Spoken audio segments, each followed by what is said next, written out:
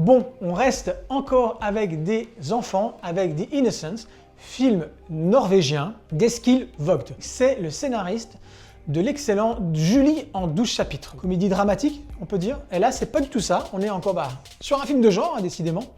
Mais là, un film de genre fantastique qui se déroule dans une cité norvégienne, comme je l'ai dit. Nous avons des nouveaux locataires qui arrivent.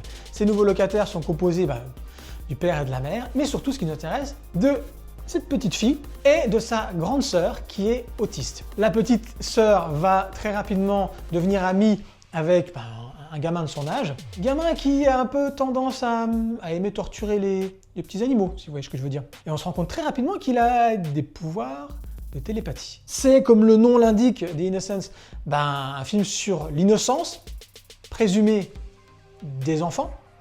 Donc, comme vous le voyez, on se rend compte très rapidement que le réalisateur a son point de vue là-dessus. J'ai découvert ce film au Festival de Gérardmer en 2021, ça a été mon coup de cœur de cette année-là. Et moi, la première chose qui m'est venue à l'esprit quand je suis sorti de cette projection, je me suis dit, c'est la parfaite adaptation de Domu, Rêve d'enfant, de Katsuhiro Otomo, l'auteur de Akira. C'est vraiment ça. Domu, ça vous parle de quoi? Ça vous parle d'une petite fille qui est pareil, a des pouvoirs télékinésiques et qui va devoir affronter un papy qui lui aussi a des pouvoirs télékinésiques et qui vit dans ses rêves d'enfant. Et les deux vont évoluer aussi dans une cité au cœur de Tokyo, une cité des années 80 qui ressemble un petit peu aux immeubles d'Innocents. Vous n'allez pas avoir des gros mouvements de caméra, des choses qui vont vous taper à l'œil. Par contre, les cadrages sont faits au cordeau, voilà, à l'image de cette affiche. Encore une fois, The Innocents, un film qui est passé sous les radars et qui pourtant mérite toute votre attention.